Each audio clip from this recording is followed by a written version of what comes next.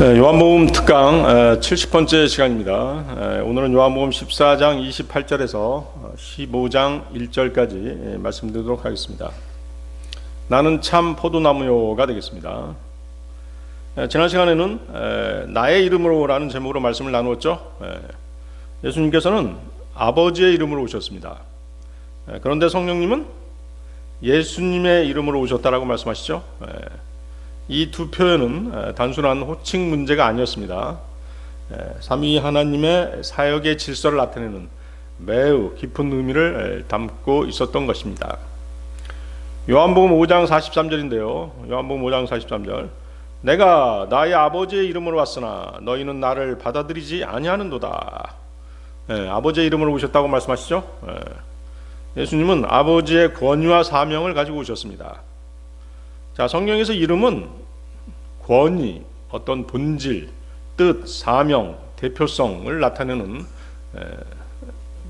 것이 이름입니다. 예수님이 아버지의 이름으로 오셨다라고 하는 것은 아버지의 권위, 뜻, 성품을 완전하게 나타내기 위해서 오셨다는 뜻인 것이죠. 그래서 아버지를 제시하시는 분이 바로 아들이십니다. 또한 유대인들이 메시아를 누가 보내셨다라고 얘기해요? 하나님 아버지께서 보내시는 분이 바로 메시아다, 이렇게 유대인들은 말하는 것이죠. 그래서 예수님은 스스로 오신 것이 아니라 아버지의 이름으로 오신 것입니다. 자, 그런데 요한복음 14장 26절을 보면, 요한복음 14장 26절, 아버지께서 나의 이름으로 성령이신 위로자를 보내시니니, 성령님께서는 예수님의 이름으로 오셨다는 것이죠. 성령님은 예수님을 증거하기 위해서 오셨습니다. 성령님의 가장 중요한 사역은 예수님을 영화롭게 해드리는 것입니다. 예수님께서 하신 말씀을 기억나게 하십니다. 예수님에 대한 모든 것을 증언하시는 분이 성령님이십니다. 성령님은 예수 그리스도의 권위 아래 예수님의 사역을 완성하기 위해 오신 분이십니다. 또한 성령님은 예수님의 십자가와 부활로 이루신 구원을 실제적으로 적용하시는 분이십니다. 우리 안에 적용하시는 것이죠. 자, 예를 들어서 우리의 거듭남, 그렇죠? 우리를 인치시잖아요. 우리를 인치시는 것, 또 우리의 성화, 즉 우리가 주님을 닮아가도록 인도하시는 것이죠. 이런 것들이 바로 성령님의 사역인 것입니다. 자, 그러면 오늘 요한복음 14장 28절, 29절 보십시오. 요한복음 14장 28절, 29절.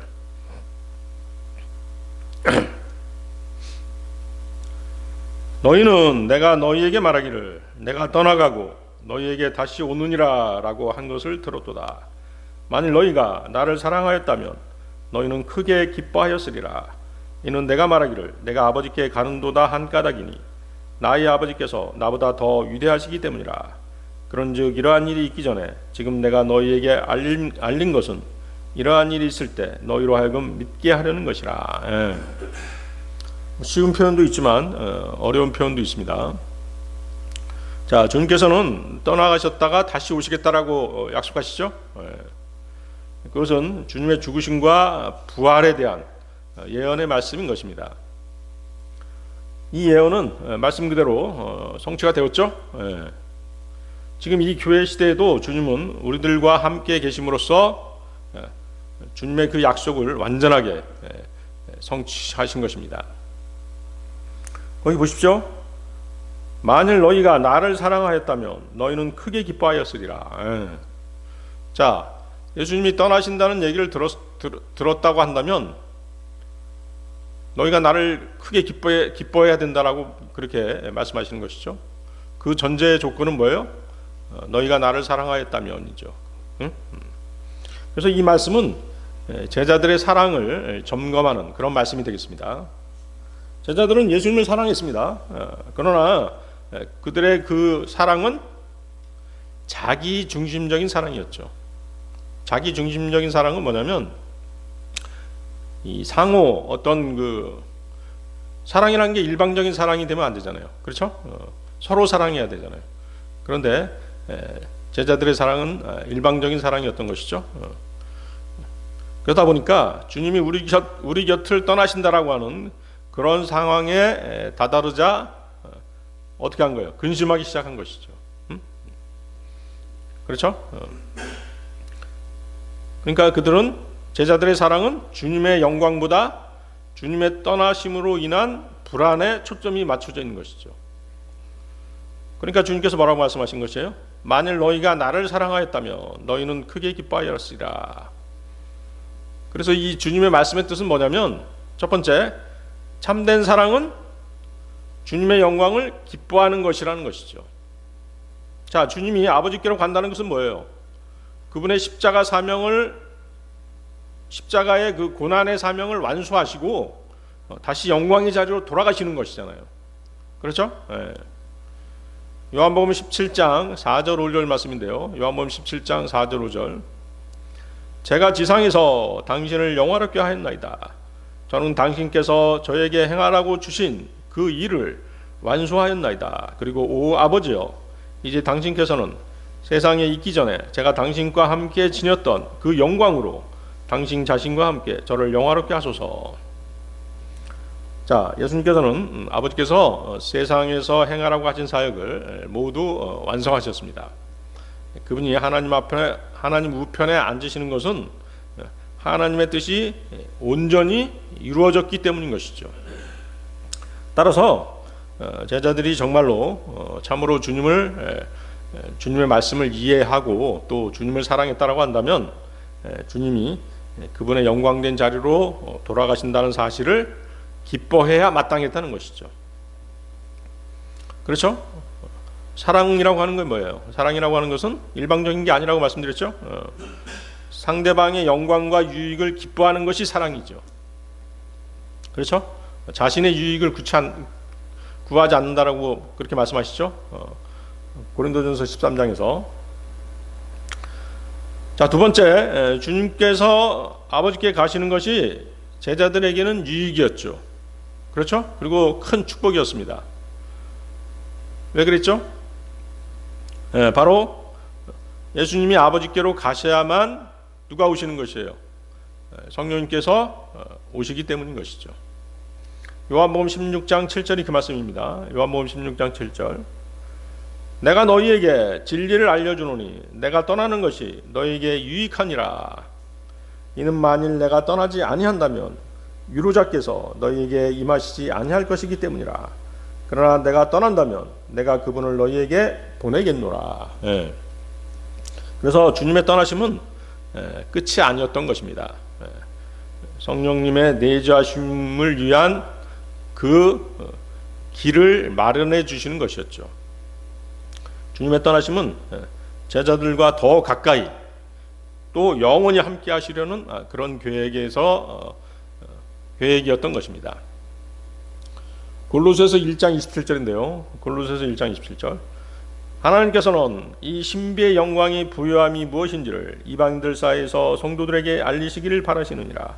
이 신비는 너희 안에 계신 그리스도 곧 영광의 소망이시라. 지난 시간에 말씀드렸죠. 주님께서 가시고 주님께서 성령의 형태로 우리 안에 내주하시는 것이잖아요. 그렇죠? 그것이 이제 하나의 신비라고 말씀을 드렸습니다.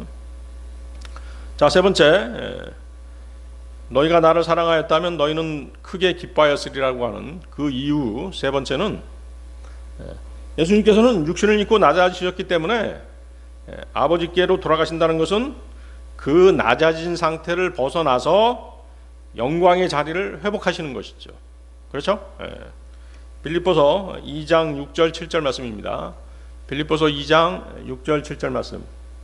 그분께서는 하나님의 형체로 계시기에 하나님과 동등하심을 강탈하는 것으로 생각하지 않으셨느니라.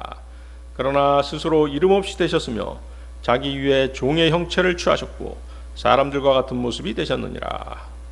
예수님께서는 육신을 입고 이 땅에 오셨어요. 낮아진 모습으로 이 땅에 오신 것이죠. 그런데 이제 그분의 사명을, 아버지가 주신 사명을 다 완수하시고 원래의 모습으로, 원래의 자리로 돌아가시는 것입니다. 그렇기 때문에 그분을 사랑하는 제자들은 주님이 그 영광의 자리로 돌아가심을 진심으로 기뻐해야 했던 것이죠. 그렇지만 그렇지 못했죠. 제자들이 예수님을 사랑했다면 자신들의 어떤 슬픔보다 주님의 영광을 더 생각해야 됐던 것입니다. 그분이 아버지께로 가심은 주님의 영광이요 제자들의 유익이었던 것입니다. 그러나 제자들은 인정에 이끌려서 주님의 뜻과 영광, 즉 영적인 일들을 이해하지 못한 것입니다. 거기 그 28절 다시 보십시오. 요한복음 14장 28절. 나의 아버지께서 나보다 더 위대하시기 때문이라. 예수님께서 나의 아버지는 나보다 위대하시다라고 하신 것은 하나님 아버지가 더 큰 분이라는 의미가 아닙니다. 예수님께서 이 땅에서 사역하실 때 아버지의 계획을 위해서 어떠셨어요? 낮아진 모습으로 이 땅에 오셨잖아요. 육신의 몸을 입고 이 땅에 오시지 않습니까? 그렇기 때문에 이렇게 말씀하시는 것이죠. 나의 아버지께서 나보다 더 위대하시기 때문이라. 그래서 이 말씀은 이제 많은 사람들이 오해하는 그런 구절입니다. 특히 이단 교회에서는 예수님이 만들어진 신이다, 피조된 신이다라고 주장하잖아요. 이 구절을 그 증거 구절로 내세우는 것이에요. 그러니까 주 예수님이 주 하나님보다 열등한 분이시다, 그렇게 주장하는 이단 교회들이 있죠. 특히 여호와의 증인이 그렇잖아요. 여호와의 증인은 예수님을 하나님이 만드신 신이다 이렇게 주장하는 것이죠. 그렇지만 이 구절은 삼위일체 하나님의 한 분이신 예수 그리스도 그분의 입장에서 하시는 말씀이 아닙니다. 이 말씀은 육신을 입고 인간의 모습으로 오신 주님께서 하시는 말씀인 것이죠. 다시 한번, 이 말씀은 인간의 몸을 입고 오신 그 입장에서 하시는 말씀이에요. 아시겠죠? 그러니까 예수님께서 육신을 입고 계시는 동안에는 나의 아버지께서 나보다 더 위대하시기 때문이라고 하는 이 말씀은 지극히 합당한 말씀인 것이죠. 그렇죠? 아까 빌립보서 2장 6절 우리가 읽어봤지 않습니까? 빌립보서 2장 6절 다시 보시면 그분께서는 하나님의 형체로 계시기에 하나님과 동등하심을 강탈하는 것으로 생각하지 않으셨느니라. 원래 하나님과 동등하신 분이셨잖아요.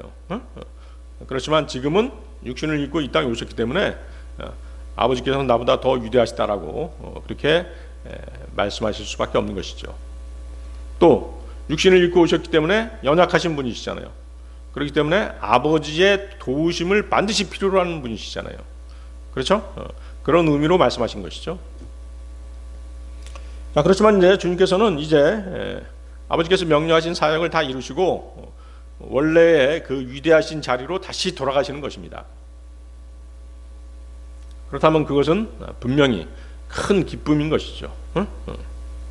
그러나 제자들은 아직도 육신적이어서 주님의 말씀을 확실히 믿지 못했던 것입니다.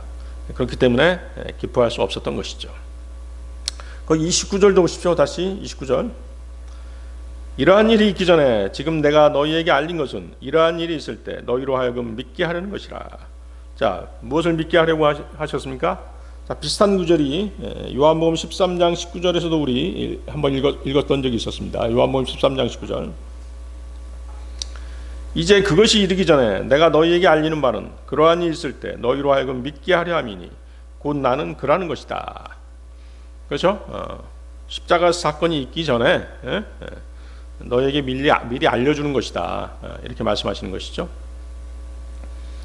주님은 내가 메시아, 즉 하나님의 기름 부음을 받은 자요 이스라엘에게 약속하신 자이며 온 인류의 구주이신 줄 믿게 하려 함이라는 뜻으로 미리 말씀하신 것이죠. 내가 죽었다가 살아날 것이다. 그렇죠?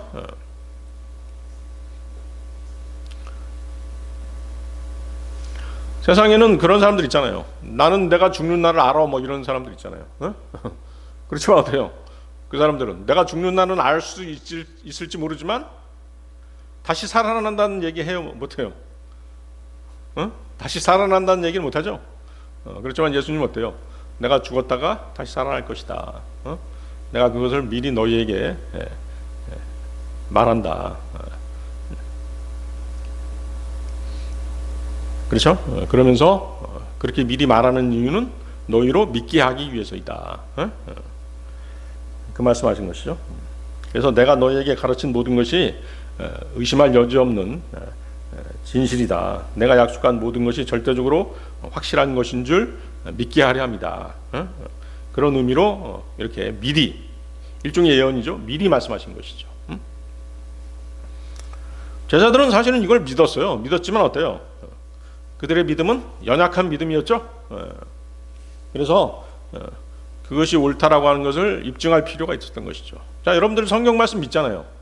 성경 말씀을 믿지만 막상 어때요? 어떤 상황에 딱 부닥쳤을 때 말씀을 적용하기가 어때요? 어렵죠? 육신과 말씀과의 싸움이 있잖아요. 그렇지만 그것을 말씀을 통과했을 때, 우리가 말씀을 통과했을 때 그 말씀이 더 확실하게 우리 것이 되잖아요. 그렇죠? 그것과 똑같은 것이죠.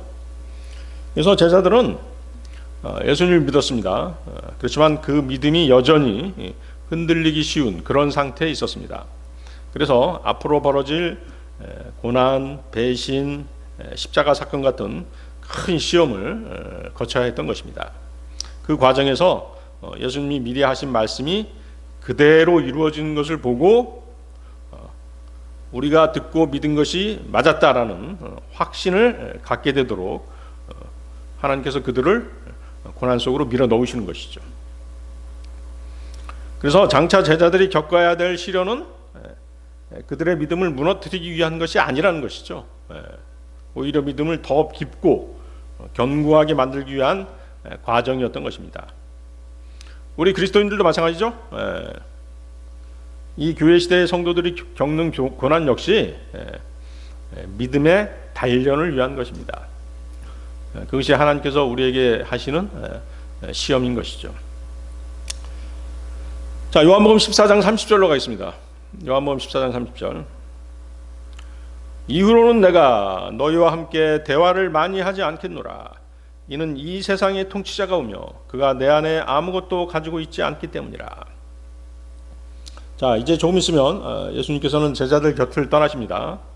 아버지로부터 유임받으셨던 위대한 사역을 완성하시게 됩니다. 이제 육신을 입고 오신 분께서는 제자들을 대할 수 있는 시간이 얼마 남지 않은 것입니다. 제자들을 향한 그분의 강론도 이제 다 끝나가고 있습니다. 제자들은 지금까지 주님에게 들은 그 모든 말씀들을 마음에 간직한 채 두고두고 깊이 생각해야 할 일만이 이제 남은 것이죠. 또 제자들은 십자가에 달리시는 그분을 보고 낙담하게 될 것입니다. 그래서 주님께서 이렇게 말씀하신 것이죠. 이제 너희들에게 할 말을 다 했다. 지금까지 너희들에게 한 내 말을 깊이 명심하고 있으라라고 그렇게 당부하신 것입니다. 자, 여기서 세상의 통치자가 나옵니다. 세상의 통치자는 마귀죠. 마귀 사탄입니다. 그리고 대환란 때의 적그리스도죠. 마귀는 예수님의 십자가 죽음으로 갈보리에서 심판을 받게 됩니다. 그렇죠? 그래서 요한복음 16장 11절에서 뭐라고 말씀하세요? 요한복음 16장 11절. 심판에 대하여라 함은 이 세상의 통치자가 심판을 받기 때문이라.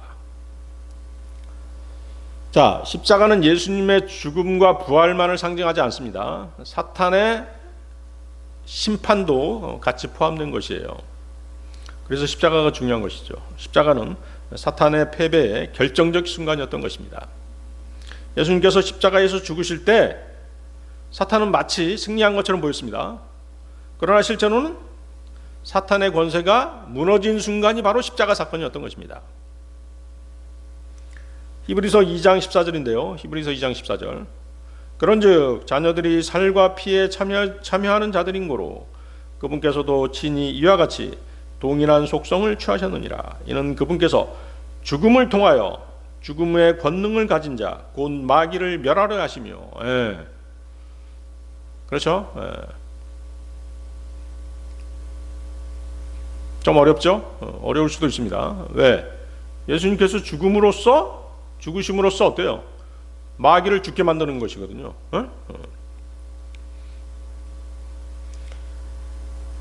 자, 그것이 어떻게 해서 가능했던 것이죠? 예수님께서 죽으신 다음에, 죽임을 당하신 다음에 어떻게 하셨어요? 부활하셨잖아요. 그렇죠? 부활하심으로써 사탄이 붙잡고 있던 죽음의 권세를 깨트리신 것이죠. 그렇죠? 그래서 우리 예수님을 믿는 모든 그리스도인들도 어때요? 다시 살아나는 것이잖아요. 죽음의 권세를 깨트려 버린 것입니다. 주님의 십자가 죽음이 또 어떻게 했어요? 인류의 죄 문제를 해결했죠? 그렇습니다. 따라서 사탄의 죄에 대한 고소를 무효화시켜 버린 것이죠. 사탄이 사람을 지배하는 가장 큰 무기가 뭐예요? 죄에 대한 정죄이죠. 그렇죠? 그러나 십자가에서 주님은 모든 죄의 형벌을 다 그분께서 담당하신 것입니다. 그래서 사탄이 성도들을 고발할 근거 자체가 제거돼 버린 것입니다. 자, 여러분들 여기 잡고 골로새서 2장 14, 15절 한번 보세요. 골로새서 2장 14, 15절.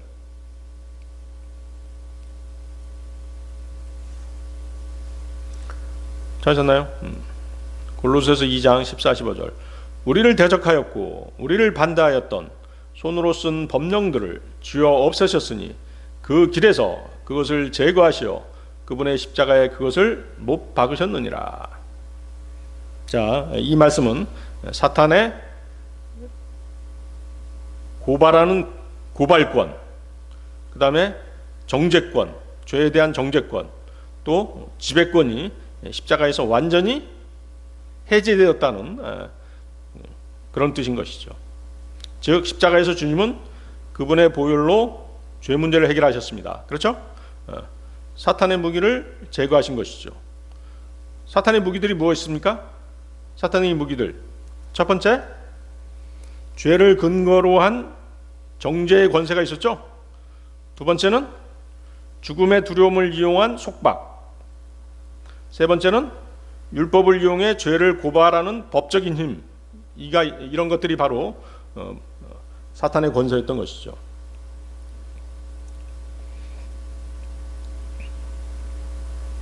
거기 보면 이제 그 길은 무슨 길인가요? 그 길에서 그것을 제거하셔. 자, 그 길은 하나님께 나아가는 길이죠. 하나님께 나아가는 길에 뭐가 있었어요? 그것이 있었어요. 그것이 뭐예요?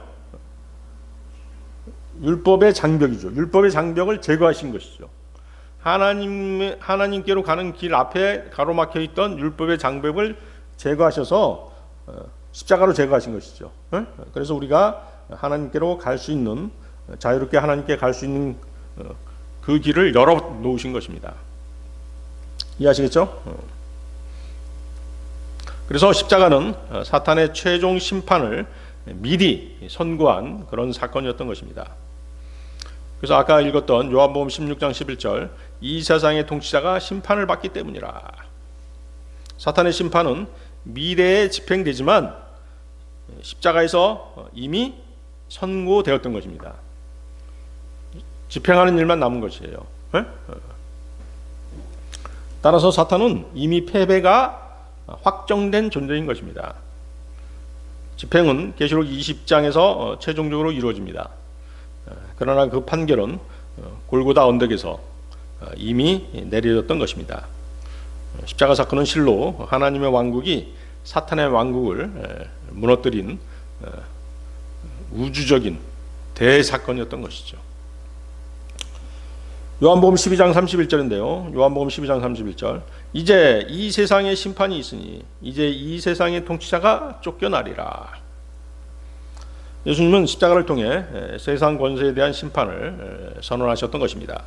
사탄의 통치가 뿌리째 흔들려 버린 것이죠. 하나님의 왕국이 세워질 길을 열어놓으셨습니다. 십자가는 영적 정권 교체의 시작이었던 것입니다.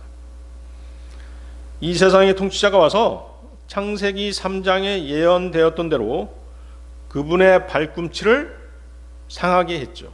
그렇죠? 하지만 주님은 그의 머리를 부수셨죠. 자, 창세기 3장 15절에 그 예언의 말씀이 나와 있죠. 창세기 3장 15절. 그 여자의 씨가 너의 머리를 상하게 할 것이요 너는 그의 발꿈치를 상하게 할 것이라. 자, 여자의 씨. 주님은 여자의 씨죠. 동정녀 마리아에게서 나셨잖아요. 그 여자의 씨, 예수님이 사탄의 머리를 상하게 하는 것이죠. 머리를 부수는 것입니다. 반면에 사탄은 그분의 발꿈치. 예수님은 십자가에서 죽으셨지만 다시 부활하셨잖아요. 네?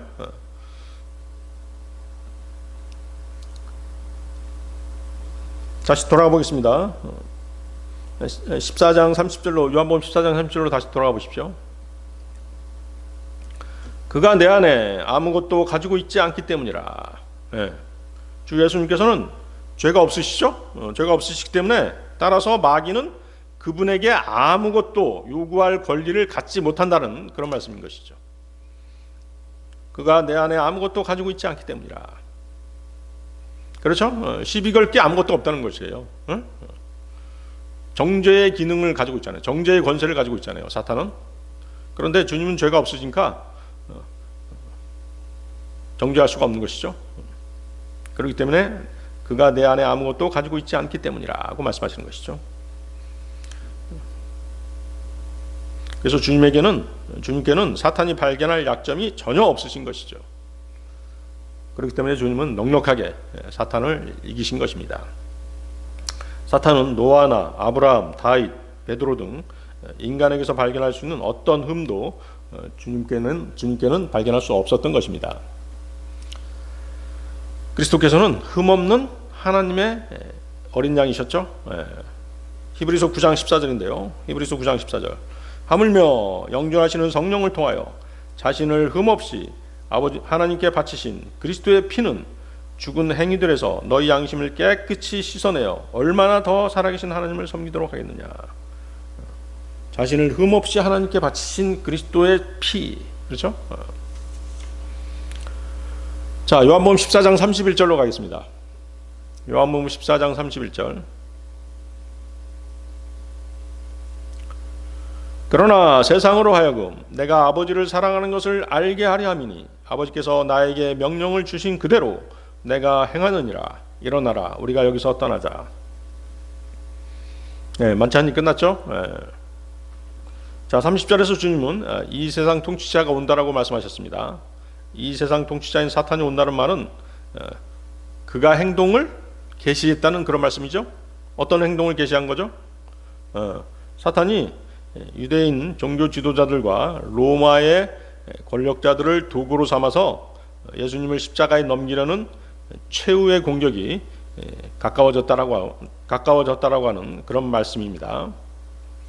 그러나 주님은 어때요? 그 공격을 피하지 않으시죠? 오히려 스스로 그 공격을 받을 준비가 되어 있으셨습니다. 즉 십자가로 나아가시겠다라고 밝히신 것이죠. 그 이유가 뭐죠? 하나님 아버지의 뜻에 순종하기 위해서이죠. 그 순종을 통해서 사탄을 물리치시고 아버지에 대한 사랑을 증명하시기 위해서 그렇게 하시는 것이죠. 십자가는 사탄이 예수님을 처형하는 그런 사건처럼 보이지만 실제로는 예수님이 자발적으로 사탄에게 자신을 내어주신 그런 사건이었던 것입니다. 요한복음 10장 17, 18절이 바로 그 내용인데요. 요한복음 10장 17, 18절. 그러므로 나의 아버지께서 나를 사랑하시나니 내가 나의 생명을 내려놓는 까닭이라. 이로써 내가 그것을 다시 취하려 함이라. 나에게서 그것을 빼앗을 사람은 아무도 없으나 나 스스로 그것을 내려놓느니라. 나는 그것을 내려놓을 권능이 있으며 내게는 그것을 다시 취할 권능도 있느니라. 이 명령은 내가 나의 아버지께 받은 것이라. 주님의 십자가 죽음과 부활을 말씀하시죠. 자, 사탄이 예수님을 죽이러 오는 것처럼 보였습니다. 하지만 실제로는 주님께서 아버지에 대한 사랑을 증명하기 위해서 십자가로 스스로 나아가신 것입니다. 예수님이 하나님 아버지의 명령에 따라 사탄을 십자가로 이기신 것이죠. 이 사실을 통해서 주님께서 하나님 아버지를 얼마나 사랑하셨는가를 우리로 하여금 알게 하시는 것입니다. 그렇죠? 아버지를 위해서 어떻게 하신 거예요? 십자가에서 그 고통, 그 순환, 그 모든 것들을 다 감내하셨잖아요. 그것이 바로 이제 진정한 사랑의 힘인 것이죠. 자, 거기 보세요. 일어나라, 우리가 여기서 떠나자. 주님께서 이제 만찬 식탁에서 일어나십니다. 그리고 이제 다음 우리가 배우게 될 15장과 16장에서 말씀하시는 모든 것들은 주님께서 이제 그 만찬이 있었던 다락방에서 나가서 예루살렘 거리를 거니시면서 제자들에게 이제 강론하신 그런 말씀들이 되겠습니다. 자, 그러면 이제 15장 1절로 가겠습니다. 요한복음 15장 1절. 나는 참 포도나무요 나의 아버지는 농부시라. 자, 요한복음 13장과 14장에서 우리는 그리스도께서 셋째 하늘에 계시는 동안에도 우리를 위해 일하신다는 것을 알 수 있었습니다. 주님은 떠나신 후에도 우리가 주님과 계속해서 교제할 수 있도록 하시죠. 그리고 우리를 위해서 처소를 예비하신다라고 말씀하셨습니다. 또 성령님을 통해서 우리의 모든 필요를 채워주시겠다라고 그렇게 약속하셨습니다. 자, 그런데 이제 요한복음 15장에서는 진리의 그 다른 측면이 제시되고 있습니다. 자, 우리는 이제 그분이 십자가에서 죽임을 당하시고 부활 승천하시잖아요. 그렇기 때문에 그 후에 우리는 어때요? 지금도 그렇지만 우리는 그분이 계시지 않는 동안에 주님을 믿음의 눈으로 바라보아야 됩니다. 그렇죠? 또 주님의 영광을 위해 그분의 사역을 해야 되는 것이죠. 그분의 일을 해야 되는 것이죠. 그래서 13장과 14장에 있는 진리는 하나님께서 은혜를 값없이 주신다는 사실과 그 은혜의 충만함에 대한 것들이었습니다. 그리고 이제 15장은 주님이 주신 은혜의 열매, 은혜의 과실을 맺어야 할 책임이 우리에게 있다라고 하는 것을 가르쳐 주시는 그런 내용들이 되겠습니다. 자, 성경에서는 예수 그리스도를 묘사하면서 종종 앞에다 뭘 붙여요? 참, 이런 표현을 붙이죠. 참. 가령 뭐 참빛이라든가 참된 빵, 그런 표현들이 이제 대표적인 예가 되겠습니다. 자, 예수 그리스도께서는 침례인 요한과 비교했을 때 참빛이었죠. 요한은 주님께로 인도하는 빛이었습니다. 그러나 참빛은 아니었죠. 요한복음 5장 35절인데요. 그는 타오르는 빛이자 발산하는 빛이었느니라. 침례인 요한도 빛이었지만 참빛은 아니었죠. 또 예수 그리스도께서는 그 이스라엘이 먹었던 만나와 비교할 때 참빵이셨죠. 이스라엘의 조상들은 광야에서 만나를 먹었지만 영원히 살지 못했습니다. 그렇죠? 그러나 주님은 영원한 생명을 주시는 분이십니다. 그래서 참빵이신 것이죠. 또 주님은 모세가 지은 장막과 비교할 때 참 장막이셨습니다. 모세의 장막은 하늘에 있는 것들의 모형이자 그림자였습니다. 율법과 그것을 섬기던 제사장들의 의식 또한 모형이요 그림자였죠. 히브리서 8장 5절이죠. 히브리서 8장 5절. 그 제사장들은 하늘에 있는 것들의 본보기와 그림자를 섬기니 마치 모세가 장막을 만들려고 했을 때 하나님의 권고를 받았던 것과 같도다. 이는 그분께서 말씀하시기를 보라, 너는 그 산속에서 너에게 보여준 그 양식을 따라 모든 것들을 만들라 하시기 때문이라. 자, 참이라는 말을 사용하시는 이유가 뭐겠어요? 세상 광고도 마찬가지잖아요. 뭐 원조란 말 많이 쓰잖아요. 자기네 가게가 제일 먼저 시작했다는 것이잖아요. 자기네 공장이 제일 먼저 생산했다는 것이죠. 그렇기 때문에 이 참이란 말을 쓰는 이유는 뭐가 있기 때문에, 거짓이 있기 때문인 것이죠. 그래서 주 예수 그리스도께서는 그분 자신을 참 포도나무로 비유하십니다. 거기 보세요. 나는 참 포도나무요. 그렇다고 한다면 또 뭐가 있는 것이에요? 거짓 포도나무가 있는 것이죠. 자, 여러분들 여기 잡고 신명기 32장 32, 33절 한번 보세요. 신명기 32장 32절 33절. 찾으셨나요? 신명기 32장 32절 33절. 거기 거짓 포도나무가 나오죠. 이는 그들의 포도나무가 소돔의 포도나무에서 나오고 고모라의 밭들에서 나오기 때문이라. 그들의 포도들은 지득히 쓴 포도들이니 그들의 송이들이 쓰도다. 그들의 포도주는 용들의 독이요 독뱀들의 잔인한 독액이라. 그 위에 31절도 보십시오. 신명기 32장 31절에는 뭐가 나오고 있어요? 두 개의 서로 다른 반석이 나오고 있죠. 거기 보세요. 이는 그들의 반석이 우리의 반석과 같지 아니하기 때문이니. 자, 반석이 상징하는 게 뭐예요? 믿음의 대상인데 우리가 믿는 대상과 그들이 믿는 대상이 다르다는 것이죠.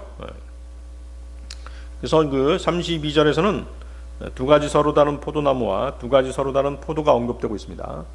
33절에서는 서로 다른 또 포도주가 언급되고 있죠.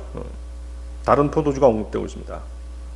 그래서 모세는 이스라엘의 타락한 영적 상태를 포도나무에 비유하고 있는 것이죠. 그러나 이 포도나무는 하나님께서 심으신 포도나무와는 전혀 관련이 없죠. 전혀 달랐던 것이죠. 소돔과 고모라 같은 악하고 타락한 땅에서 나온 포도나무였던 것입니다. 보십시오. 그들의 포도나무가 소돔의 포도나무에서 나오고, 자, 그렇지만 하나님께서는 어때요? 이스라엘 땅에다가 최상의 포도나무를 심으셨어요. 그 얘기가 이사야서 5장 2절에 나옵니다. 이사야서 5장 2절. 그리고 그는 그곳에 담을 둘렀고 그곳에 돌들을 주워냈으며 그곳을 빼어난 포도나무로 심었고 그곳 한가운데 망대를 세웠으며 그 안에 포도즙 틀도 만들었도다. 그런즉 그는 그곳에 포도들을 낼 것을 기대했는데 그곳은 야생 포도들을 내었도다. 자, 농부가 가장 좋은 품종의 나무를 심은 이유는 뭐겠어요? 좋은 과실을 기대하고 심는 것이잖아요. 그렇죠? 하나님께서 그렇게 하신 것이에요. 이스라엘 땅에다가 최상급의 포도나무를 심어서 최상급의 포도 열매가 열리기를 기대하셨는데 전혀 기대와는 다른 포도가 열려버린 것이죠. 그 이유가 뭐겠어요?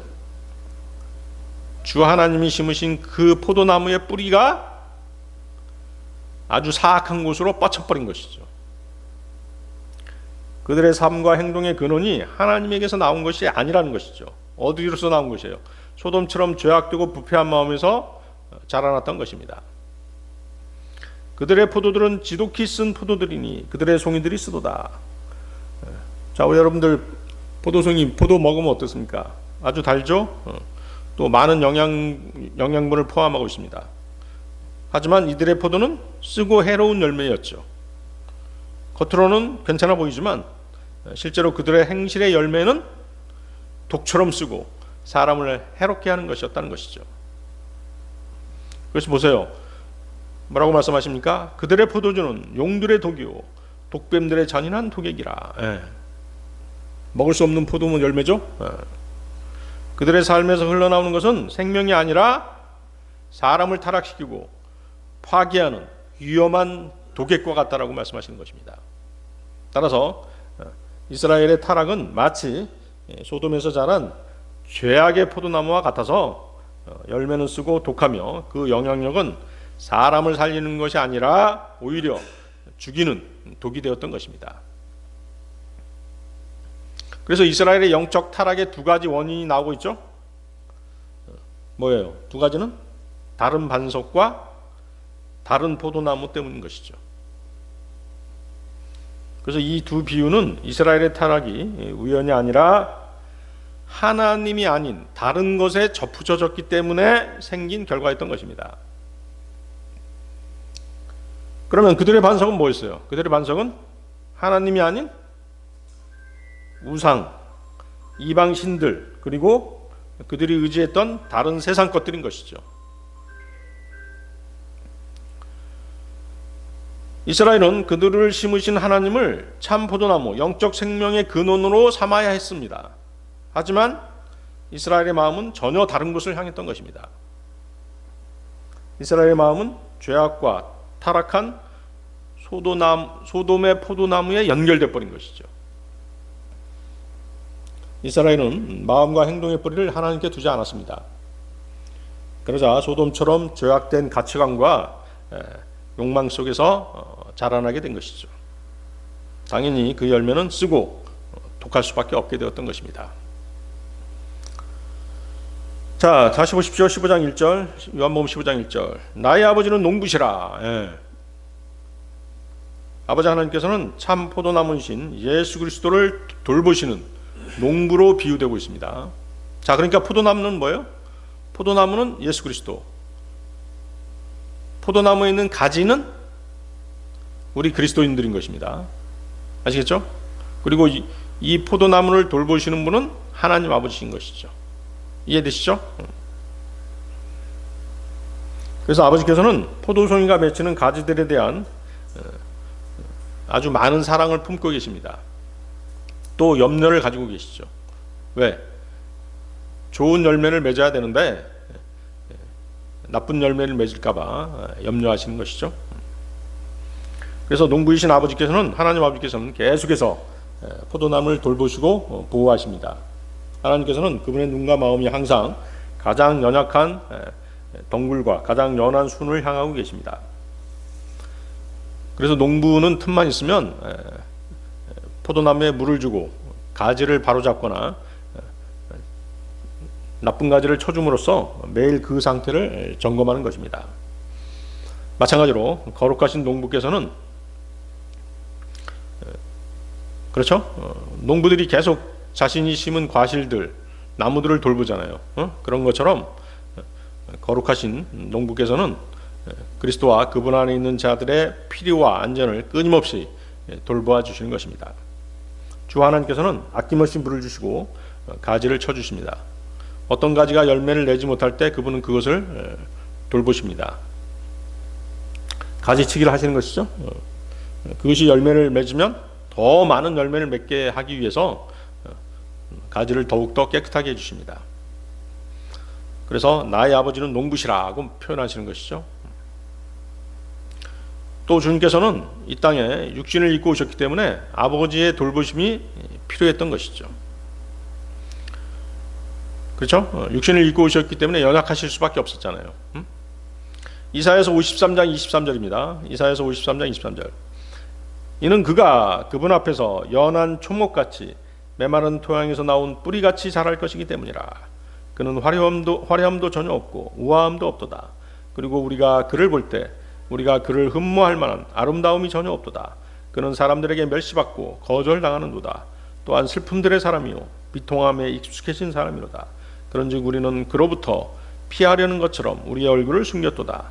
그는 멸시받았고 우리는 그를 존중하지 아니하였도다. 예수님이 이 땅에 오셨을 때 이런 모습으로 오신 것이죠. 또 이런 순환을 당하신 것입니다. 또 이런 모욕을 당하신 것이죠. 그래서 아버지의 도움을 필요로 하셨던 예수님은 요한복음 14장 28절에서 이렇게 말씀하시죠. 나의 아버지께서 나보다 더 위대하시기 때문이라. 육신을 입고 오신 예수님께서는 농부이신 아버지의 보살핌이 절대적으로 필요한 포도나무셨던 것입니다.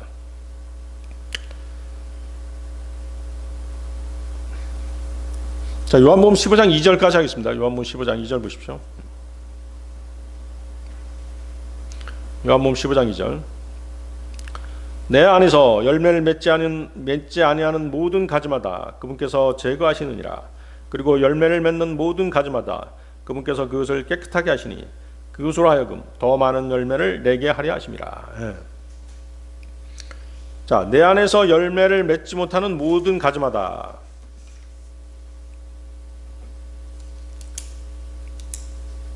자, 오늘 2절까지 하겠습니다. 1절까지 하려고 했는데 좀 시간이 남기 때문에 2절까지 하도록 하겠습니다. 자, 다시 보십시오. 내 안에서 열매를 맺지 못하는 모든 가지마다. 예수 그리스도께서는 지금 내 안이라고 말씀하시잖아요. 그분 안에 누가 들어와 있다라고 말씀하시는 게 아니죠. 그렇죠? 지금 이 말씀을 하실 당시에는 어때요? 예수님 안에 들어와 있는 사람이 없었잖아요. 왜? 십자가 이전이었기 때문에. 그렇죠? 성령님께서 성도들 안에 내주하시기 전이었잖아요. 따라서 내 안에서라고 하는 말씀은 아직 십자가 이전인 그 당시에 교리적으로 적용할 수는 없고, 예수님이 십자가 후에 대한 말씀을 미리 하신 것이에요. 아시겠죠? 그래서 이제 주님께서는 장차 형성될 신약교회의 열매 맺음에 대한 교리를 포도나무를 예로 들어서 설명하고 계신 것이죠. 미리 설명하신 것입니다. 그렇잖아요. 신약교리가 뭐예요? 우리가 구원받을 때 우리가 그분의 지체가 되잖아요. 그렇죠? 성령 침례에 의해서 그분 안으로 침례가 되죠. 그래서 그분의 몸의 지체가 되죠. 그리고 성도들은 뭐예요? 그래서 그분께서 몸이시고 주님께서 몸이시고 우리는 그분의 지체가 되는 것이 바로 뭐예요? 신약교회의 교리잖아요. 그것도 신비라고 말씀드렸죠? 교회의 신비죠. 교회의 신비. 계속 보십시오. 내 안에서 열매를 맺지 아니하는 모든 가지마다 그분께서 제거하시느니라. 자, 이 말씀 역시 신약교회의 교리적으로 적용할 수 있는 그 말씀은 아닙니다. 제거하시느라 이렇게 되어 있잖아요. 열매 맺지 못하는 그리스도인은 어떻게 하신다는 것이에요? 잘라내서 제거하시겠다, 죽이시겠다 이런 표현이잖아요. 그래서 이제 이 말씀을 교회에 영적으로 적용하면 어떻게 되는 것이에요? 구원이 어떻게 된다는 것이에요? 영원히 보장되지 못하고 취소될 수 있다. 이런 말씀으로 잘못 받아들일 수 있잖아요. 그렇죠? 이 세상에는 열매 맺지 못하는 그리스도인들이 참으로 많이 있습니다.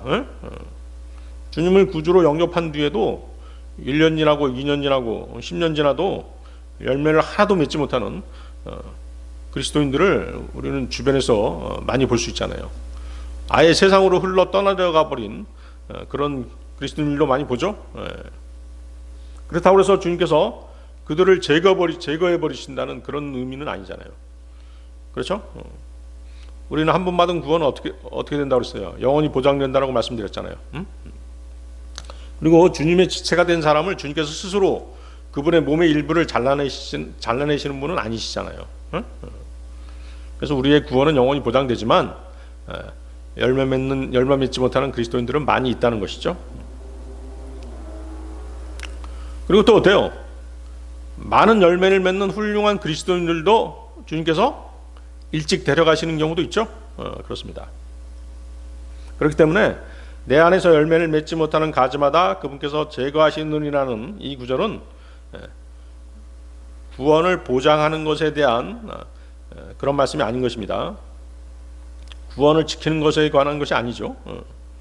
성도가 열매 맺는 삶을 사는 것과 관련이 있다는 것이죠. 한 번 받은 구원은 잊어버리지 않습니다. 그러나 열매는 어때요? 지속적으로 맺혀야 하는 것이죠. 그 열매 맺음은 뭐가 요구되는 것이에요? 주님에 대한 순종과 믿음이 요구되죠. 따라서 열매를 맺지 못하는 가지는 제거하신다. 열매를 맺지 못하는 가지는 제거하신다는 그 말씀은 구원을 잃어버리는 것으로 보는 것은 문맥상 맞지 않습니다. 따라서 본 구절은 그리스도 안에서 열매 맺지 못하는 성도에 대한 하나님의 징계와 교정과 돌보심을 말씀하시는 것이에요. 아시겠죠? 거기다 그렇게 써놓으시면 되겠습니다. 내 안에서 열매를 맺지 아니하는 모든 가지마다 그분께서 제거하시느니라. 이 말씀은 하나님의 징계와 교정과 돌보심, 이 세 가지를 말씀하시는 것이죠. 그래서 본 구절은 구원이 아닌 하나님과의 교제와 열매 맺는 삶에 초점을 두고 있는 것입니다.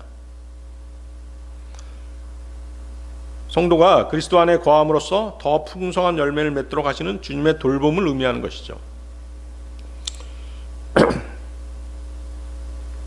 근데 어때요? 칼빈주의자들은 이 구절에서 내 안에서 열매를 맺지 아니하는 가지가 믿는 사람들이 아니라고 그렇게 주장하죠. 교회를 다니면서 겉으로는 그리스도인인 것처럼 행세하지만 실은 거듭나지 못해서 그리스도의 몸에 들어오지 못한 가짜 그리스도인들을 말하는 것이다, 이렇게 주장하죠. 그러나 그것은 모순된 주장입니다.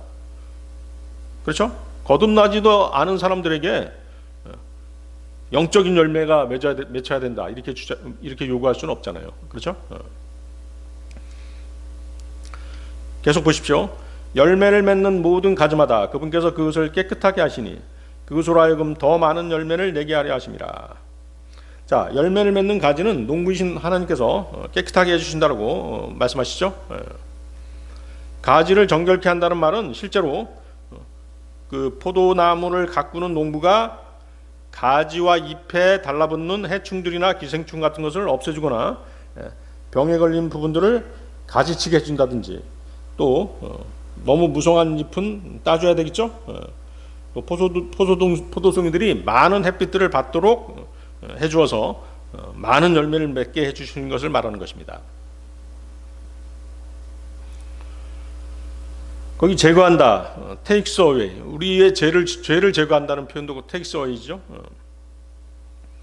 그래서 여기 그 제거한다라고 하는 헬라어는 아이로인데요. 아이로는 그 제거하다는 뜻도 있고 들어올리다는 뜻도 있어요.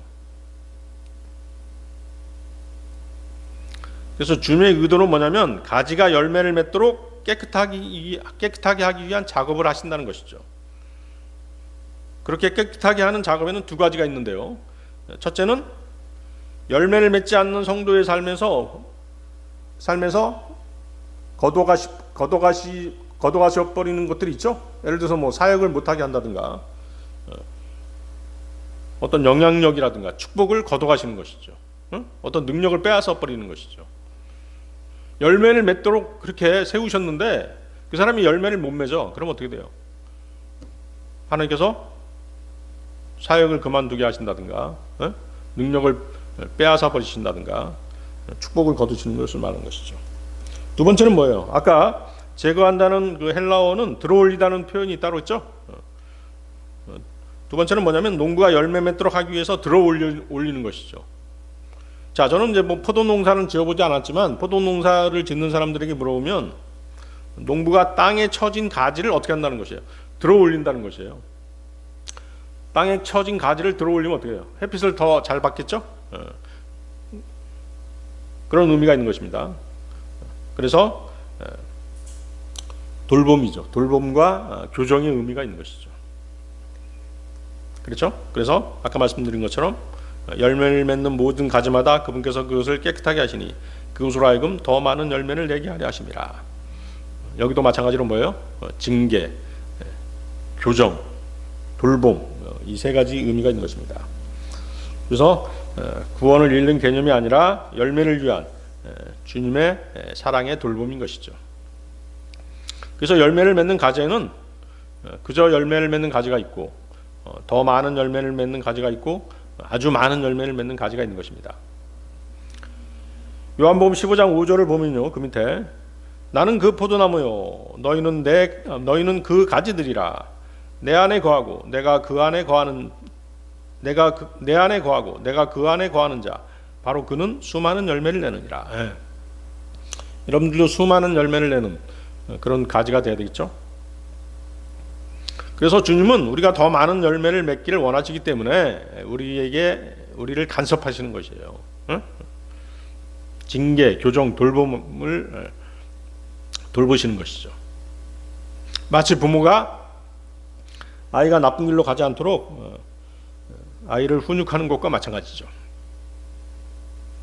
자, 그러면 열매가 무엇이죠? 자, 열매에 대해서 계속 말씀하시는데, 자, 어떤 사람들은 죄인들을 그리스도께로 인도해서 거듭나게 해주는 것만이 열매인 것으로 그렇게 착각하는 사람도 있습니다. 하지만 성경은 그것만이 열매가 아니라 성령의 열매 맺는 것도 있다고 말씀하시죠. 그거 외에도 또 여러 열매들이 있어요. 그건 이제 다음 시간에 말씀드리도록 하겠습니다. 성령의 열매는 갈라디아서 5장 22절 23절에 있습니다. 성령의 열매는 사랑과 기쁨과 화평과 오래 참음과 온화함과 선함과 믿음과 온유와 절제라. 이와 같은 것들을 대적하는 법이 전혀 없느니라. 성령의 9가지 열매 기억하고 계시죠? 자, 그렇다면 포도나무에서 가지가 하는 일이 무엇이죠? 포도나무는 예수님, 가지는 우리 그리스도인이라고 말씀드렸죠. 그리고 이 포도나무를 돌보시는 분은 농부이신 하나님이라고 말씀드렸습니다. 그렇다면 가지가 하는 일이란, 가지가 하는 일이 뭐예요? 열매를 매달고 있는 일이죠. 그렇습니다. 다시 말해서 가지가 생산하는 것은 결코 아무것도 없습니다. 성령의 열매는 성도가 생산하는 게 아니라는 것이죠. 우리 스스로가 열매를 생산하려고 한다면 그것은 육신적인 행위와 자기 의를 요구하게 되는 것입니다. 그 결과 생산해내는 것은 뭐예요? 육신적인 열매, 자기 의가 뭐죠? 가짜 열매죠. 가짜 열매는 바로 뭐예요? 그리스도인들이 가짜 열매를 내는 그런 경우를 우리가 교제 가운데서 많이 보잖아요. 사랑을 유지하고 기쁨을 유지하고 화평과 오래 참음을 흉내내고 가짜 친절, 가짜 선함, 가짜 믿음을 만들어내죠. 또 원유와 절제를 가정하는 것입니다. 그들은 이런 것들을 자기 힘으로 만들어내려고 하기 때문에 가짜를 유지해내는 것입니다. 자, 예수 그리스도께서는 나는 참 포도나무라고 말씀하셨습니다. 그렇다면 그 포도나무에는 참 포도 열매가 맺혀야 되는 것이죠. 그리고 그리고 저와 여러분은 그 참 포도나무의 가지이기 때문에 가짜 포도 열매를 달아놓아서는 안 되는 것이죠. 그렇지만 자신이 스스로 포도 열매를 생산해내려고 시도하다 보면 그 가지에는 영락없이 가짜 열매가 맺히는 것이에요. 진짜 열매를 생산해내는 일은 누가 하시는 것이에요? 성령님께서 하시는 일이죠. 우리는 그 진짜 포도 열매인 성령의 열매를 달고 있기만 하면 되는 것입니다. 그게 가지가 하는 일이죠. 우리는 포도나무가 우리를 통해서 포도 열매를 내도록 해야 되는 것입니다. 스스로 열매를 내놓으려고 해서는 안 되는 것이죠. 자기 힘, 자기 능력, 자기 의로 열매를 맺으려고 하면 그것은 가짜 열매가 되는 것이에요. 그래서 우리가 포도나무가 내놓는 열매를 달고 있는 일을 한다는 것 외에는 우리가 할 수 있는 일은 없는 것입니다. 그리스도인은 가지라는 사실을 명심하시기 바랍니다. 우리가 그리스도인으로서 무엇인가 잘못된 점이 있으면 그것은 전적으로 우리 책임입니다. 하지만 그리스도인으로서 우리에게 무엇인가 좋은 점이 있다라고 한다면 그것은 전적으로 성령님께서 좋은 열매를 우리에게 매달아 주시기 때문인 것이죠. 육신에서 좋은 것이 나올 수 있다고 생각하세요? 전혀 그렇지 않아요. 여러분들의 육신을 과신하지 마십시오. 성령님께서는 좋은 열매를 내시고 그것을 저와 여러분에게 달아 놓으시려고 하십니다. 그래서 우리는 그 좋은 열매를 달고 있을 만큼 정결해야 된다는 것이죠. 깨끗해야 된다는 것이죠. 그럼 우리가 깨끗하게 되는 것은 무엇으로 깨끗하게 되는 것이에요? 하나님의 말씀으로 정결하게 되는 것이죠. 다시 보십시오. 열매를 맺는 모든 가지마다 그분께서 그것을 깨끗하게 하시니 그것으로 하여금 더 많은 열매를 내게 하려 하심이라. 그래서 더 많은 열매를 내게 하시려고 주님께서 성령의 형태로 우리 안에 들어와 계신 것이에요. 우리 육신이 내는 것은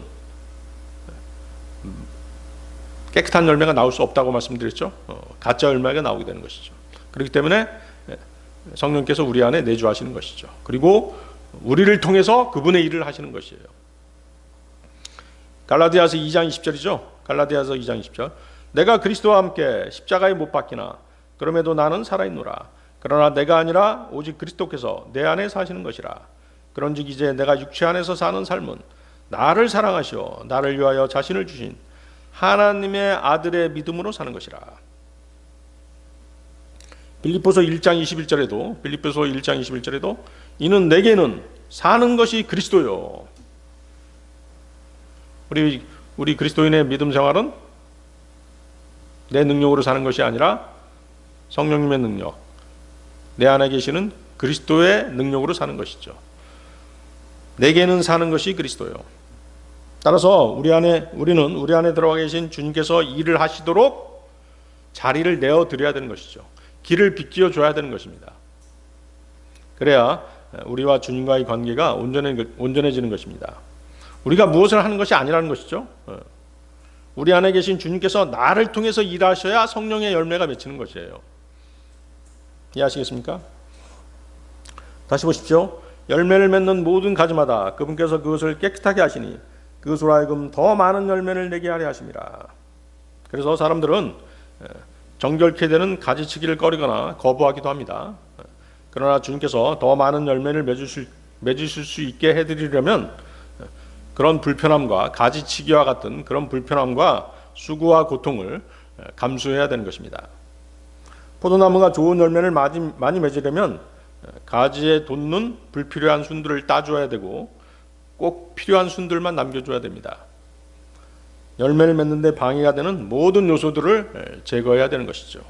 그래야 포도나무가 많은 열매를 맺게 되는 것입니다. 오늘 여기까지 하겠습니다.